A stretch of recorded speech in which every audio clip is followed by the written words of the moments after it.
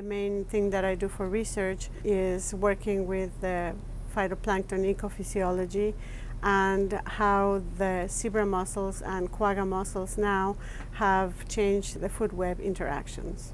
My name is Carmen Aguilar, and I'm an associate scientist at the Great Lakes Water Institute. It's very hard to find zebra mussels in Lake Michigan because the bottom is always 4 degrees. The zebra mussels could never make it over there. So that's one advantage that the quagga mussels have. And they're kind of like the cousin of the zebra mussels. And from my perspective, I'm interested in how they eat because they eat the phytoplankton, which is what I study. So before the mussels, all the protein and all the biomass, the organisms that are there, would go into the zooplankton and then would go to fish. Now what we have is, instead of going through zooplankton and then the fish, a lot of that biomass and protein is going to the mussels.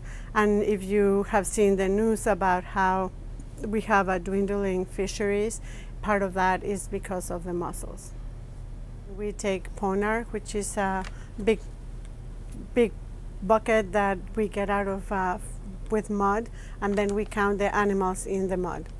And so when we come back to the lab, we filter through different types of filters for different components. For example, we filter for chlorophyll, we filter for protein, we filter for particulate phosphorus, and so all these other nutrients that are of interest to us. And then that way we can build a profile of where the different nutrients and where the phytoplankton is.